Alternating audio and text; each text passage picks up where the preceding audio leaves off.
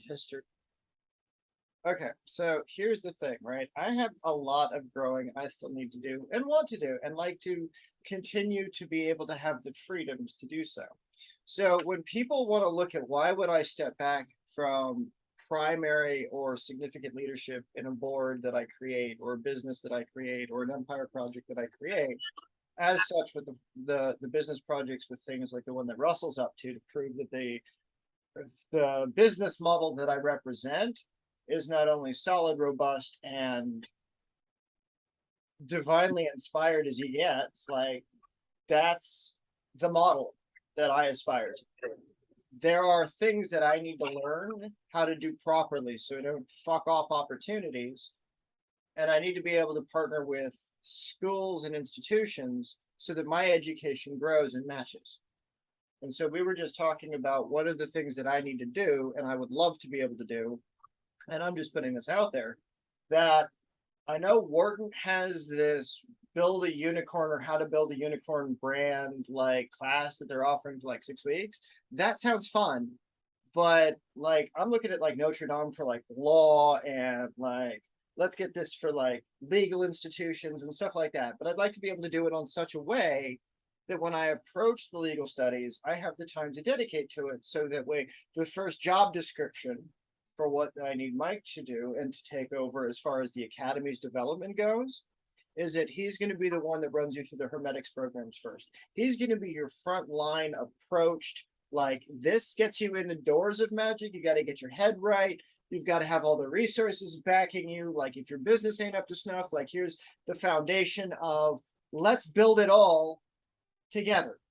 So that way you have everything you need, all the digital information, all the programs and everything contained in this package over here, while going through the challenges that Mike throws, the conversations that Mike's going to have, and all of the things that Mike will do and has been doing with me and others over the past months, as well as him working with me to learn the magic stuffs. But as we pursue things together, as we incorporate new things together, so the academy can grow through Mike in whatever way it needs to, right? And so as we're getting these admissions requirements set out, you're going to have to decode yourself because that shit is dead on. As Mike was going through, it's dead on with me. It's dead on with Mike. There's some of the stuff that I haven't played with or modified around as much, right? Like the Chaldean numerology and the Pythagorean numerology and the interlays between the two of them and the divergences. So that on one world we can look at it this way, and on another world we can look at it this way. So there's the actual formative world that is, and the potential world that we can build. And that's the whole process, right? That is everything that we're doing. And that's where I need to be able to go back and forth between these two concepts, between that which is a public expression and that which is a private expression, but where high level conversation has to happen to say, okay, well, these are the extremes of an idea. An extreme idea has to be in existence. And then we have to temper it. Then we have to put it through the fire and the rigors of testing and operations, right? We have to see how does it work in the community as long as it aligns with our value systems, as long as it aligns with our moral systems, as long as it aligns with our financial systems, and in collaboration with the government and in collaboration with the people, so that there is no separation between what is in their best interest and what is in our best interest, so that it is mutual collaboration at every level. The ability to observe and get into the day-to-day of every single level of these things. There are so many complexities to this process as it exists today. It would take lifetime upon lifetime upon lifetime to qualify those conversations unless you're able to think in nonlinear terms, unless you're able to see how things over here correspond to things over here, and how you've got to watch for patterns to make sure that if there's so much of this stuff going on, then there's an opportunity that you can capitalize on. You can free enterprise the shit out of, right? And how do you interact freely? How do you engage freely? You have to have the safe space to do it. You have to have a little structure and then nudge, and then off you get. off you pop and go explore, right? And that's the spirit of entrepreneurship, as Mike is demonstrating, as we're doing these kinds of things. If Jesus is about love and all of those kinds of things, well, this is the application of that shit in action. All right. This goes from the intangible concepts of what could be God to the literal walking out of how you get to basically become one of a thing, whatever it is. Right? Whatever your thing is, you connect to the divine spark, you illuminated the divine spark, and boom, you're off to the races. And then you go through the process. You have to go through hurdles. You have to go through trials and tribulations. Life throws assortments of shit at you. It throws this court crap at you. It throws the greed of the state at you. That's not the point. That's not the purpose. The information in your head, the state needs to know so that when they serve their purpose and deliver the cannabis, delivering information, it needs to be the right information. It needs to be from somebody like you who can tell them what the PGRs are, who can tell them what the nuances of each of these things are. I'm over here looking at the whole like big picture global shit, trying to figure out how to unfuck all this shit. Everybody all got screwed up and did all sorts of crap over here. You're over here trying to do this thing, and we got to get you to think about that. And like, all right, if you're going to do this, you're going to serve other people while you're doing it. So you're serving the 2 million people that are on marijuana with this stuff. You're doing that. Now we just have to get other people to, share, express, and get this message out there that this is much bigger than what they think they understand it to be. Little bit of illumination. Thank you for being that way. Somebody has to. Many won't stand up. I will. Right? Especially when you try to make me out to be a criminal and I'm not. Like, that's funny. Right? Like, hello, are you doing it again? Like, how many times do people, like, in the most obscure places, in the most backwoods and rural, connected to the land, people, and all of the networks and things that you've been in your lifetime, as you are, moving across the country as you did, having those experiences, starting from nothing, living in going from those poverty places, right? You up and moved your wife, you're like, all right, time to go, like, yeet, off. We're leaving. Yeah. She, poor lady thought that we were going to have an apartment when we got there. Pull up a campground. Which one's closest? What? Right. And when you do that kind of life, it's hard, right? And this is why social alignments are necessary. Tribes of people you travel with. If your tire breaks, you're going to need to know where you can get one replaced. If you don't have AAA, do you have a network you can call? Because sure as shit, by the time you go to like 2 or 3 campgrounds and you learn the culture of the people that live there, you will have a network of people that can get you spare parts, replacement, everything. You need food, they'll have extra, right? And there's an entire network of nomadic peoples that live across this country that serve people, right? People talk about entrepreneurship as a thing, something, I talk about it as it's an activity somebody engages in, right? The lives that people live when they're not focused on money and the pursuits of money and profit become as robust as this can get. The only thing that we have to start with is that ridiculous conversation about money and how you need to put the concept of what you think you know straight the fuck out the window. And it's time we think about it in a different way. Inflation, what is, $6 for a pack of cheese? Cheese is already high. Cheese is already like a ridiculous commodity. But there's other lives that can be made with the people that love to make cheese. So I wouldn't want to diminish their opportunity to produce cheese and to provide a mass amount of cheese. And then we need to have big business step in and then be like, okay, well, how are we going to make a lot of cheese? How are we going to get everybody their cheese at an affordable rate for cheese? And so then you become looking into commodity alliances, union alliances. Who's going to do the labor to make the cheese? Who's going to protect the workers when you're making the cheese in a condition because the situation by which you're making the cheese hasn't been made safe enough yet so that it can be made with as minimal damage to the human body as possible. Do you know what I mean?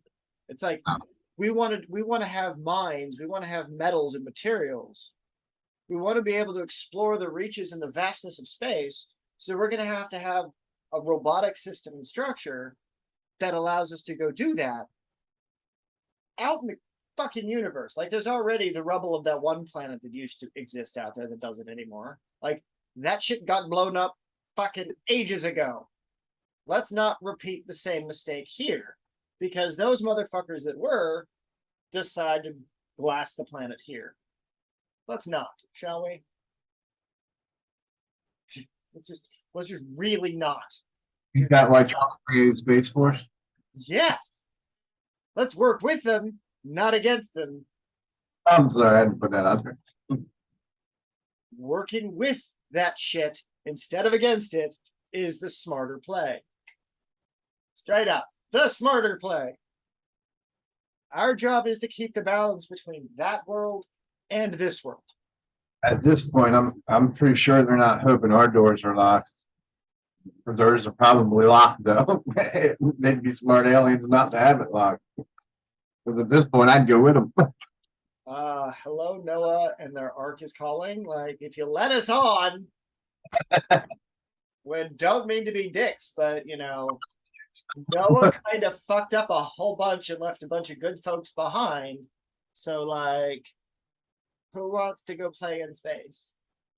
Right? I want to go try sorcery on Mars. I want to see what happens if we get the technologies to be able to fix the ecological disasters on this planet. We can regulate the local environments.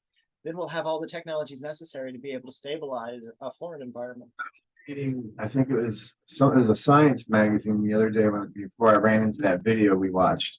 But they were saying that there was another solar system, I believe it is, out in like, I don't know,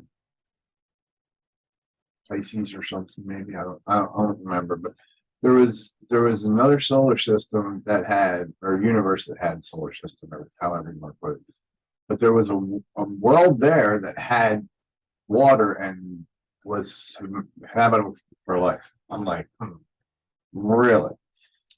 How much trouble would it be to go from that solar system, that universe, right straight to our solar system, our universe, in folded time? Like, I'm pretty sure it was Einstein that came up with that, the fold.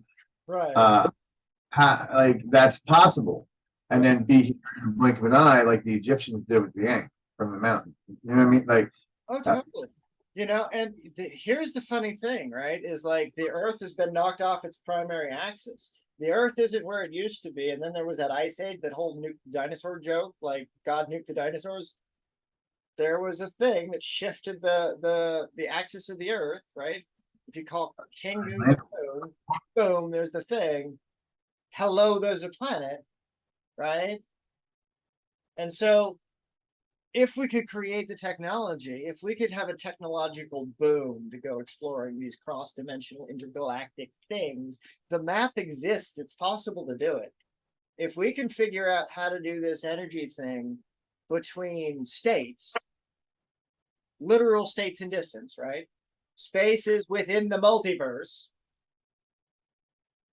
Technology should exist, or at least psychic command enough to be able to observe it and figure out how to do the math, because math is just a conversation and language of shapes and forms to describe natural principles that you have to have an extremely esoteric understanding of. Proposing though is like, and I think this may be where the Book of the Dead and the Egyptians come in. I can't be certain, but as we go, like we leave this vessel, we go back across the river with Anubis to the weight.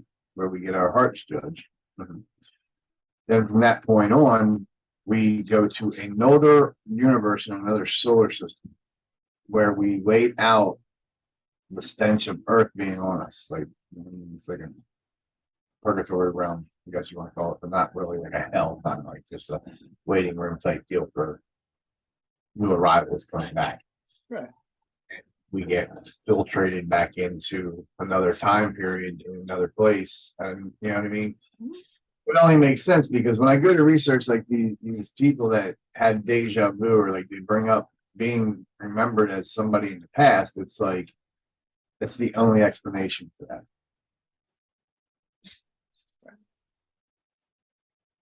It's like that's why I try to learn so many different kinds of systems of magic, so many different kinds, and never settling for just the information that's in my head now.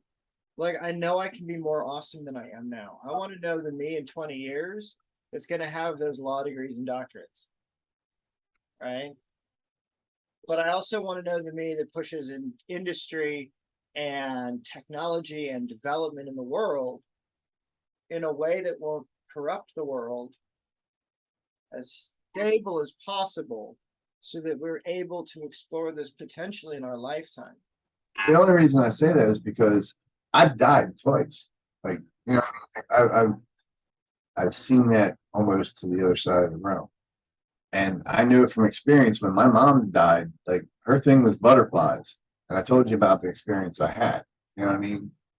So with all that coupled, like that's the only way I would say that it could be. Like, yeah, there may be a single monotheistic God, but it's not like they tell you it is here on Earth. It's a bigger meaning than that. Like, it's literally like our ancestors said, the all. You know what I mean? The all inside. You have many alls. You know what I mean? Like, the thing about the division of my use of the Norse worlds versus traditional uses of the Norse world, right? I don't think it's like the pathway, right? The rainbow bridge. Think about it like the Bifrost, right? You've got a bridge of lights that goes from this world to another world. If you can tap into the color and the form that color provides you here on this world, and you resonate and you're vibrating and you're doing the drumming and you're doing all of the things, because that's how we have to do it to get our psychic body to align, because technology doesn't exist in order to be able to instantaneous press of a button, boom, it's done. That doesn't exist yet. Now we're getting into the Hermetic principle of rhythm. Right. So we're vibrating at a rate. We are an energy particle in space. We are aligning all of the worlds inside us in the DNA level. Those 64 different structures that create the infinite permutations of who we are and the expression of that singularity in life as we experience it in this universe. What is our body that looks like on the incarnated plane over there, right? Those dreams of death and dying. It's where are you in the vastness of the shit that's out there, right? Could be one world, could be two worlds. It could be the worlds that you can see through time when you understand that time doesn't matter. Your consciousness matters. right. You can have your body relax and you can have your life path go the way ever you want to, but to be able to operate this kind of stuff, consciousness is the only thing that allows for that. And the treasury of consciousness, to be able to express it in different ways. This world that you're talking about, this second planet, right? If we can get there, or if they could come here, great. That would be phenomenal. If this world and what it could potentially be, if it listens to the stuff that it didn't listen to over there, if this shit actually started over there eons ago, before we even knew what thought was thinking now, it's like it's a projection through time. Right? Think about it. Think about it, because I just seen a movie or a cartoon. I don't remember what it was. I was stoned. Sorry, guys. But it had these aliens, and they were speaking with each other telepathically. Like they would look at each other, and they would know. And I can almost say that, that's probably how we humans were meant to be. Like, we invented speaking and stuff like that. before all that, there was what? So like nothing, you know, even symbols like creative. So we have that ability to telepathically speak, and this is where your mediums and your psychics and your mystics and stuff come in. Not This subconscious that you're talking about, this mentality that it goes back to mentalism. It you know it that state of consciousness is there if you can get the rest of everything else synchronized to actually put yourself there. right. Like you're not gonna be able to just be like and be there. Like you've got to practice it. You've got to want it. You've got to work on making it happen. Otherwise, it's just not never gonna happen. And for me to be in that kind of rhythm is when I'm creating business concepts. Like that's the magic for me. Like these moments where we're going back and forth and I'm in flow state and I don't know what the fuck I just said, but I know it was awesome. And I know it's going to end up on the internet. And God, I hope it helps people. But these are the kinds of things that what we're talking about. It's how you connect the dots. It's how you do it.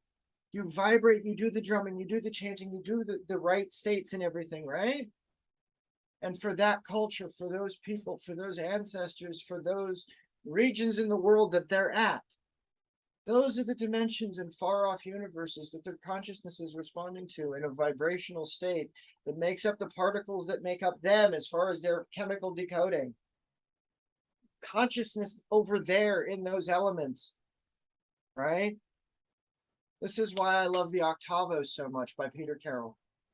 This is why I love the postulations of things like the disc, right? You take this concept of people seeing world only in a flat plane, right? Well, what happens if the people that only see the world in a flat plane are the children from one that's looking down on us from a higher dimension, whose bodies have finally become so synchronized that their consciousness down here is from a higher dimensional looking down at the fractal. But when it comes to those that are schizophrenic or they behave in a way that their consciousness splits from this world to another world and then back again, as if they're the multiversal ADD, right? What if that's because their body is so rhythmically attuned to walking through the different currents of energy that consciousness is simply the physical projection of what makes us who we are? So how we think we can't help. We just have to perfect how we think in service of others. So it doesn't matter if you've got ADHD. It doesn't matter if you got the emotional instabilities. It doesn't matter all of these different things that could be physiologically wrong with you. Like my body is fucked, man. Right? Whatever. But still fucking useful because we don't allow ourselves to anchor as much on this earth. We get to be the bodies that project the mind out to the other one.